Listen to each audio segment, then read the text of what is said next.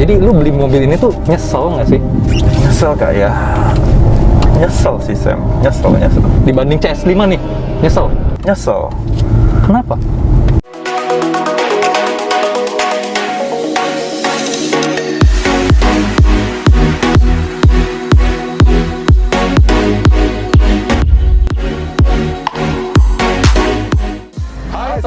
Selamat datang kembali di channel YouTube kami Trends Auto. Nah, kali ini kami mau menjawab pertanyaan-pertanyaan Sobi yang ingin membeli mobil ini, tapi masih ada sedikit kekhawatiran. Jadi kita langsung tanyanya bukan sama pembuat wulingnya atau siapa. Pasti Kita langsung bagus-bagus ya. Iya, bagus-bagus nanti jawabannya. Kita tanya sama orang yang udah beli. Udah pakai langsung ngerasain juga. Jadi jujur pendapatnya. Apa adanya aja yang udah dibeli gimana. Kan nggak dibayar juga soalnya. Nah, makanya nonton sampai habis biar makin yakin atau enggak ya. Gitu. Iya. Setelah nonton jangan lupa share, like, dan subscribe pastinya. Yuk kita denger apa sih rasanya. Iya. Yeay, Sobi. Yeay. Sekarang Trends Auto lagi bareng dengan pemilik CX-5 yang dulu pernah tampil juga, kita review mobilnya. Tapi kali ini bukan CX-5 yang kita naikin, ada sunroof. Sunroof itu panjang. Panjang ini panoramik. Mewah ya di sini ya. Mobil apa ini? Iya, Wuling Almas. Motor Willy. Kita ganti dulu kameramen. Oke, ganti posisi. Oke nih, karena kita sekarang nih pengen tahu rasa berkendaranya atau owning experience dari mobil Wuling ini nih. Kebetulan ini kita langsung sama yang punya ya. Iya. Oke. Bener kan yang punya kan? Atau ini minjem mudah-mudahan sih. Oh, mudah-mudahan, baru mudah-mudahan Sobi. Nggak bercanda, Nah. bercanda. Punya saya beneran ya. Nah, ini kan punyanya Bro Odi ya. Bro Odi ya. Ya, gue panggilnya Bro Odi aja ya. Boleh, yang penting jangan brojol aja ya. Ntar kotor mobilnya. Oh, oke. Jadi Bro Odi, sebelumnya banget nih, kita pengen tahu mobil ini tuh dibelinya kapan sih? Ini gue baru tahun ini sih, baru tahun ini 2021 ya berarti ya. Gue 2021. ya coba untuk mobil yang katanya orang nih mobil masih kontroversial karena banyak diminati orang tapi sedikit yang berani membeli. Wih, berarti Anda punya nyali ya? Iya. Wah. Si kontroversial ini. Si kontroversial ini. Nah, sebelumnya saya jelasin juga ini tipenya yang eksklusif ya. Iya betul. Tapi yang 5 seater kan? Betul. Iya. 5 seaternya eksklusif varian tertinggi di zaman dulu. Yang sekarang sih udah ada yang RS-nya ya. Tapi ini sebelumnya. Sebelumnya. Nah, oke. Di awal 2021 udah dibeli. Pengen tahu juga sebelumnya Bro Odi ini pakai mobil apa? Nah, jadi gini Sam, kan dulu inget ya, kita kan pernah ketemu nih di video kita tahun lalu ya yang CX-5. Jadi ya itu dia sebelumnya gua pakai Mazda CX-5. Pakai CX-5 itu yang tahun berapa? 2014. 2014. Tipe tertinggi ya? Tipe GT ya? GT Grand Touring betul. Grand Touring yang tertinggi. 2,5 cc. 2500 cc. 2500 cc. Oke, sebelum dari mobil Wuling Almas ini, lu pasti pernah nyari-nyari bandingan juga dong. Sebelumnya pengen mobil apa nih yang selain ini? Oke. Karena sebelumnya kan gue pakai CX-5 ya, jadi sebenarnya sempat ada pertimbangan juga apakah ganti CX-5 yang sama, yang cuman yang barunya. Yang barunya. Cuman permasalahannya satu, Sam, bosen gue. Bosen ya. Karena kan CX-5 ini kan bisa dibilang kan dari 2014 sampai 2021 punya keluaran baru. Desainnya itu secara mirip ya? desain itu semua hampir mirip. Iya. Ya paling cuma beda lampunya dibikin lebih sipit ya. Tentunya, Bahasa ya. desainnya Mazda itu Iya. memang selalu sama. Iya, tapi overall secara rangka lo akan menempatkan mobil dengan rangka yang sama persis gitu ya. Tapi gue harus nambah uang sekitar 300 jutaan, 350 jutaan gitu menurut gue. Dan mobil gue nggak berubah gitu ya. Terus fitur-fitur pun juga dia memang tambahin pasti ya di dalamnya ya. Cuman menurut gue overall kok kayak gue berasa kayak gue nggak ganti mobil gitu ya. Oke. Ya udah, itu satu CX-5 baru. Apalagi nih? Gue sempat kepikiran itu dua lagi adalah HR-V dan Innova. SR-V gitu. yang prestis. SR-V enggak, yang biasa malah. Yang biasa, yang E ya? Gue kepikiran. Oke, kepikiran yang E, yang biasa. Yang biasa aja sama atau Innova Innova diesel yang Reborn. bensin. Oke. Sorry yang diesel, Innova yang diesel. Jadi pilihan-pilihannya memang karena pertimbangan gue satu, selain untuk penggunaan gue pribadi, gue juga pengen untuk yang bisa ngangkut kabinnya cukup luas untuk ngangkut orang. Karena gue Pikir ngangkut ternak. Oke, balik lagi. Si pertama HRV itu HRV kan lebih kecil loh. satu lebih kecil ya, jadi sebenarnya kabinnya mirip kayak CX-5 dan memang waktu itu juga banyak review soal mengenai kaki dari beberapa teman-teman gue yang udah pernah pakai kakinya gitu. Jadi kan gue nanya sama beberapa teman yang pakai, bahkan ada teman gue yang baru pakai 2 tahun gitu ya, oh udah mulai kena masalah di kaki. Tapi ini gue off the record, gue nggak tahu ya, maksudnya ini bukan untuk mendiskreditkan salah satu merek ya, ini hanya mendengar dari opini teman-teman jadi ya. gue kan nanya sama teman-teman gue yang udah pakai gitu ya. Jadi ya tapi overall memang banyak juga yang puas banget pakai HRV. Cuman gue pikir kalau masalahnya kakinya disitu, agak lemah. Iya, apalagi gue suka touring gitu ya. Takutnya nanti jadi masalah gitu ya. Nah, itu yang pertama. Terus Innova cukup bagus ya. Kalau orang tahu lah, semua rekomen itu mobil paling laku, men. Cuman ya Innova itu minim banget fiturnya. Sangat minim, apalagi kalau lo sebelumnya pakai CX-5 pindahnya ke Innova. Terus pindah ke Innova, lo kayak tiba-tiba mobil lo semua hilang gitu, fungsi-fungsi yang dan buat kita ya yang ya mungkin masih seusia kita ya, itu fitur itu penting juga gitu ya. Padahal balik lagi ya, Innova entertain lo. Innova itu penjualan nomor 1 dengan fitur seperti itu. Gimana kalau dia dikasih fitur kayak gini ya? Lu pasti pakai Innova lu ya, lu cinta banget sama Innova. Di belakang juga ada yang pakai Innova. Oke. Jadi waktu itu walaupun sebenarnya posisinya tuh, jadi gue tuh bahkan gue udah SPK HRV itu, gue udah bayar SPK. Tapi baru gotiau sih ya untungnya. Terus gue juga sempat untuk Innova itu bahkan gue sudah bayar juga gitu ya. Jadi, udah bayar juga. Cuman gue hangus karena akhirnya gue alokasikan itu untuk ke bokap gitu ya. Oh, beliin buat bokap, waduh. Nice. Nah, oke. Jadi pilihannya jatuh kepada si Almas ini. Kok bisa? Yang pertama ya, jadi sebenarnya nggak sama sekali ini tidak masuk di list agenda gue karena mobil keluarga gue tuh selalu dari dulu adalah Toyota dan Honda gitu ya. Berarti tiba-tiba pengen dong, tiba-tiba ini tiba-tiba gue nggak tahu ini kayak agak spontan. Jadi spontan ya. Gue membeli ini nih karena waktu itu awalnya gue lihat pameran lagi di mall, terus gue lihat dari jauh, gue bilang ih ini mobil keren banget, mobil apa gitu. Gue lihat dari jauh, gue belum lihat logonya sih, tapi pas gue lihat dari jauh, ih gila nih mobil keren banget gitu ya. Dan gue langsung, biasa lalu kalau ngeliat mobil keren, kebetulan karena posisinya gue dari samping, gue langsung lihat pintunya lagi kebuka, gue duduk di kursi penumpang. Pas gue lihat sunroofnya di atas, panoramik ya kita sebutnya ya, itu gila, gue langsung jatuh cinta sama mobil ini karena ini panoramiknya ini oke banget. Karena tadi dari pilihan-pilihan sebelumnya ya, nggak ada. CX-5, Innova, HRV semuanya nggak punya ya? Nggak punya ya. HRV memang ada yang prestis ya. Tapi menurut gua ya itu inilah nggak masuk option gua lah ya. Nah, CX-5 ada cuman kan lo tahu ya, cuman Iprit ya. Sunroof ya. Sunroof aja lah. Jadi pas gue lihat, oke banget nih mobil. Terus ya lo orang tahu lah, ini mobil harganya sangat bersahabat lah ibaratnya. Terus yang kedua gue jatuh cinta pertama itu sama sih dia punya joknya nih.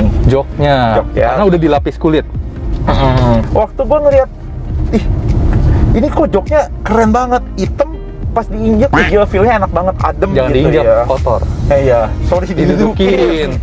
Ya, dan gue liat suasana ruang kabinnya ya, kok ruang kabinnya tuh gue Tesla gitu ya, bau-bau Tesla ini loh. Terus yang ketiga nih, gue jatuh cinta sama si layar ini, gila enak banget. Nah, terus gue udah tahu nih pas si salesnya datang kan langsung ngobrol, dia bilang, oh ya ini mobil Wuling. Ya udah, langsung lah. Katanya, di sini bisa ada namanya Halo Wuling gitu ya. Widih. Fitur Win ya, fitur Win. Yang kalau jadi kita ngobrolnya bilang, bahasa Indonesia gitu. Iya, jadi Halo Wuling. Halo. Jadi minimal kalau nyetir nggak kesepian, lo ada teman ngobrol. Sombong amat. Cewek lagi ditemenin sama cewek. Ada temen ngobrol kan kalau ngantuk gitu ya. Kalau Niko nih pasti seneng nih fitur ini nih. Nggak kesepian dia. Gimana rasanya nyetir ini? Jadi pas gua test drive nih ya, pas gua test drive gua langsung suka banget. Suka banget. Kenapa? Karena yang pertama kali itu setirnya. Kalau lo orang ada yang pernah test drive Almas ya, setirnya tuh enteng, bener-bener enteng banget. Enteng ya. Bahkan jauh lebih enteng daripada CX-5 gitu ya. CX-5 aja udah lumayan enteng ya. CX-5 enteng, ini lebih enteng lagi. Gitu ya. Melayang dong. Ya, mungkin ada mode flight mode kali ya. Flight mode itu jadi bukan kayak di apapun. Jadi selain setirnya yang nyaman, enteng, yang apalagi ya, tombol, ada cruise controlnya di sini. Bahkan gue bisa lihat MID-nya ya. Gue bisa lihat lagu-lagu yang gue mau putar di sini dan di sini gitu. Jadi gue nggak perlu nengok-nengok kiri gitu. Jadi pas gue lihat, gila ini lengkap banget gitu ya. Gue lihat layar di sini ada. Terus bahkan kalau ini kayak dulu tuh gue sempat kepikiran, enak ya kalau mobil selain bisa nunjukin jarumnya, dia juga bisa nunjukin kecepatan di sini dan dia bisa dua-duanya. Jadi digital, jadi nggak manual aja. Dan ada tetap manualnya. Iya. Jadi gue terus ya biasa bisa dia ngatur waktu berkendara kita udah berapa lama. Jadi dia bisa kasih tau. Nah ini juga fitur yang menurut gue tire pressure monitoring system ya. Itu yang namanya, betul. Ya. Tadi gue udah mau sebut tuh, cuman hilang di kepala. Untuk gitu lu ya? bisa baca pikiran gue. Balikin. Sedangkan kalau dulu kan kalau gue di Mazda gue yang lama, dia hanya sekedar muncul notif kalau ada something wrong sama ban gue.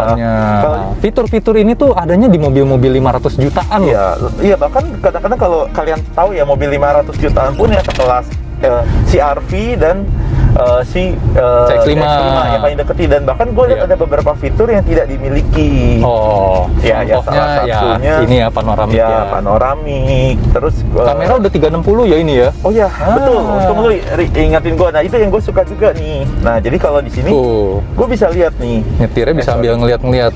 Nah, samping kanan kiri bisa lihat gitu ya. Itu ya 360 dengan dia sudah punya sensor ya sama sekeliling. Itu sih sama sih sebenarnya dengan CR-V dan CX-5. Tapi itu lu bayangin nggak? Ini mobil 300 juta men. Apalagi kemarin waktu dia muncul yang RS ya, buat temen mungkin buat sobi-sobi yang pengen tahu ya, ini potongannya gila loh, gede banget sejak si RS muncul ya. Bisa cari ya sales ruling-nya. Boleh kasih tau nggak yang bukan yang RS ya, yang lu ambil ini range harganya di berapa nih? Ini bahkan ya kalau lu orang ambil barunya netnya itu cuma 300 juta lu udah bisa dapet netnya mobil 300. Tapi kalau misalnya harga secondnya nih rata-rata di berapaan ya? Dia masih di harga 230 sampai 250-an juta. Wah, lu bisa dapat second yang baru setahun atau setahun setengah dipakai gitu. Luar biasa ya. Menurut gua mobil yang memang cocok untuk lu pergi bareng-bareng gitu, rame-rame. Karena lu lihat aja deh dari ini deh panoramik, bahkan bisa orang bintang di belakang semua bisa bintang. nikmatin. Lu kan kalau keluar kota nih,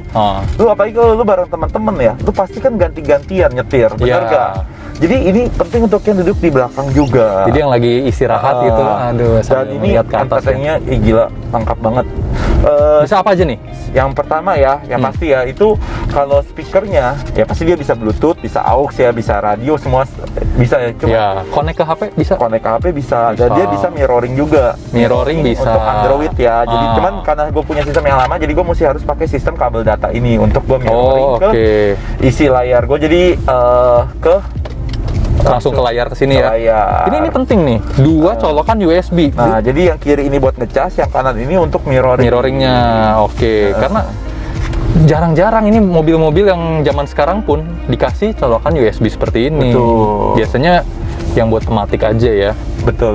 Jadi ini udah enak ya. Terus kalau mau tes soundnya nih, gimana kalau kita tes kali ya sekarang? Speaker Infinity. Kita cari yang nggak kena copyright ya. Speakernya aja punya nama, Sobi. Kita mau tes nih. Kita tes ya. Ini speaker Infinity ini sehebat apa, Cie? Apakah sehebat namanya?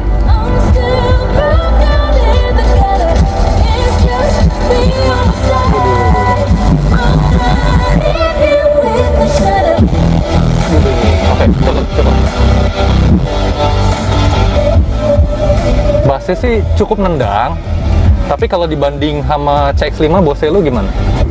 Ya menurut gua ya menang, kalau itu masih menang Bose ya, tapi menurut gue beda-beda 11-12 lah gitu. Lu minor lah gitu ya dengan karena Infinity ini kan juga by Harman ya. Ini udah sangat bisa dinikmati lah, Sobi. Udah sangat mantap. Musiknya oke. Lu kalau lu bisa mirroring HP juga. Jadi kadang-kadang kalau lu misalnya mau untuk Google Map kan lu bisa langsung tampilkan di sini. Di sini ya. Ada satu yang dikhawatirkan juga nih sama pembeli atau calon pembeli.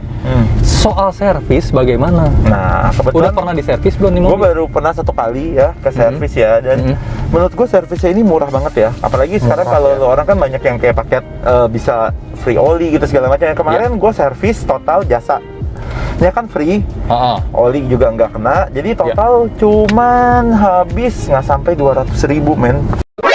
Nani? 190-an ribu untuk servis rutin 10 ribuan. Gila. Waduh. Menurut kayak gua, bengkel pinggiran ya? Iya, itu padahal di bengkel resmi Wuling-nya. Dan kalau gue compare dulu ya, gue sekali servis rutin yang 10 ribuan ya, itu di Mazda gue rata-rata habis 4 jutaan. Waduh. Jadi itu bengkel resmi tapi harganya sangat-sangat terjangkau. Dan kalau lu termasuk oli ya, kurang lebih waktu itu yang gue nanya mungkin sekitar 500 sampai 600 ribuan. Yang mana menurut gue itu untuk servis dari 10 ribuan, oh gila men, itu murah banget. Murah sekali ya. Yang mana lu ya, dan mobil ini belum pernah trouble kan?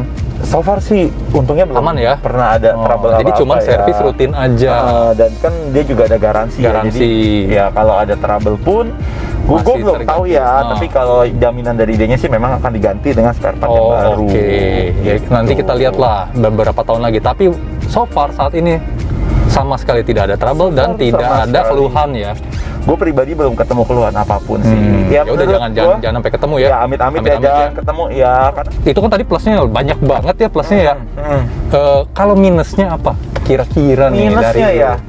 So far dari yang gue pakai ya, masalah yang pertama ya, kalau gue compare sama CX-5 yang pasti driving experience ya, tetap gue nggak bisa bohong bahwa lu mengendarai sebuah Mazda CX-5 sama Wuling Almaz itu lebih nyaman untuk tarikan ya, segala macam tenaga. Jadi gimana lu mau driving experience itu lebih fun gitu ya, lebih wah, mobilnya itu lebih nyatu sama badan lu ya kalau CX-5 ya, karena cc-nya juga kan 2500 kan cuma 1500 walaupun ini turbo ya. Iya.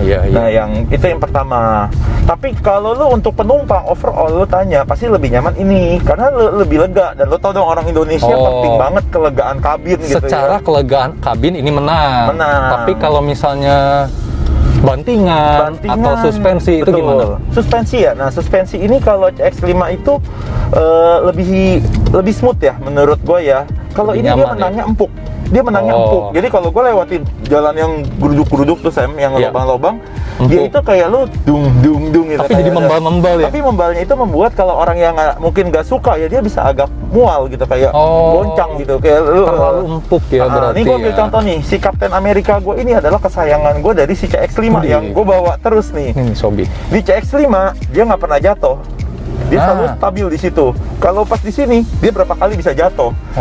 Jadi apa jangan-jangan lu lem di CX-5 di lem ya bawah. Jadi Captain America pun nggak kuat ya yang pertama ya. Iya. Yang kedua nih, itu bensin.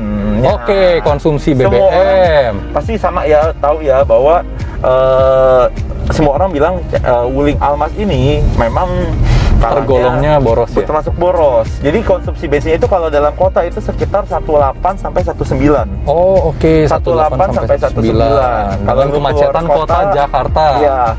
Kalau di luar kota 110 lah ya, bisa ya, atau naiknya bedanya dikit ya. 110 111 ya. Tapi sebenarnya menurut gue cukup worth it. Kenapa? Karena lu punya tabungan, tadi gue bilang ya, barunya lu beda 200 juta loh. Lu harga mobilnya itu Sobi bedanya jauh. Lu 200 juta itu lu bisa buat beli bensin berapa banyak itu selama 5 tahun nggak habis tuh duit gitu ya. Bisa nyetok ya malahan ya. Lu bisa nyetok ya, mungkin ya lu bisa ini ya, taruh per drum gitu di rumah lu ya.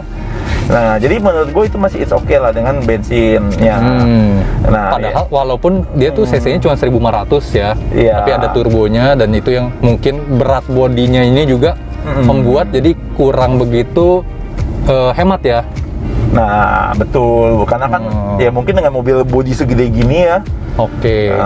Nah, ada pertanyaan selanjutnya nih. Ini mobil pernah dibawa keluar kota nggak? Ini mobil baru gue bawa keluar kotanya itu mungkin baru-baru daerah Bogor aja ya, Bogor, Tangerang gitu, Jabodetabek aja ya, Bogor, Tangerang gitu. Tapi kalau keluar kota ini nyaman karena kedap. Nyaman ya? Karena kedap. Kedap juga. Keluar kota. Terus kalau misalnya kayak tanjakan gitu, mungkin daerah puncak, kuat nggak? Kalau untuk daerah kemarin sih yang nanjak-nanjak kita ya ke Bogor ya, mau ke daerah Sentul sorry, pas kita mau ke Curug ya. Ini oke sih, karena dia ada mode ininya sih ya, mode sportnya ya, jadi responsif ya. Dia lebih responsif, lebih kalau kata lebih galak lah di tanjakan. Lebih galak dan tenaganya oke aja ya. Tenaga oke kok. Memang kalau lu compare sama CX-5 ya, kalau CX-5 kan tuh kayak pijet dikit nih, dia langsung narik ya 2500 cc. Kalau ini dia memang agak kayak sedikit lebih Agak delay. lebih slow, lebih delay. Tapi itu masih menurut gue masih bisa ditolerir karena masih oke banget kok gitu ya, masih sangat oke ya. yang menurut gue itu. Jadi tidak superior tapi tidak malu-maluin juga. Bahkan kalau kekedapan ini lebih menang sih menurut gue ya dibanding. Ini lebih menang dari CX-5. Ya karena memang lo harus agak fitness dikit ya kalau buka tutup pintunya ya. Pintu-pintunya dari yang samping sampai ke belakang ya berat ya? Iya, jadi lo kalau bawa mobil ini ya hitung-hitung lo dapat fitness gratis lah ya, sampai gitu ke ya? bagasi gitu ya semua. Karena ini berat men kalau lo orang coba buka tutup pintunya ya. Wah, mantap, Ini mantap, memang beneran mantap. sih, ini berat sih. Tapi oke lah, justru mungkin itu yang dibayar untuk kekedapan kabinnya. Karena ini bener-bener senyap sih, gitu. Pokoknya udah puas, entertainment system udah mantap. Gue pengen tanya, jadi lu beli mobil ini tuh nyesel nggak sih? Nyesel gak ya? Nyesel sih Sam, nyesel. Dibanding CS5 nih, nyesel? Nyesel. Kenapa? Nyesel, kenapa nggak dari dulu aja gue ganti ini? Wah, itu ya. Itu karena lu kok lu bayangin ya, maksudnya kita ngomongin dengan harga baru yang sama ya, lu bisa hemat dapat mobil yang fiturnya menurut gua itu 11-12 lah, ada plus minusnya. Oke. Tapi lu bisa saving 200 jutaan men. 200 jutaan ya. Itu lu compare dong, lu bayangin kalau 200 juta itu lu pakai mungkin untuk berinvestasi atau lu buka bisnis. Wah, atau bener banget nih. atau lu beli itu untuk keperluan yang sistemnya misalkan kalau mungkin lu beli misalnya lagi ngetop nih, beli Bitcoin atau kripto. Widih, itu kalau gue sponsor beli lagi ya. Iya, dari 2019 mungkin gue beli ya. Itu Jadi dia kaya ya? udah 4-5 kali lipat. Siapa tahu kebelinya naiknya. Tesla nanti Udah ya? jadi 1 miliar tuh duit.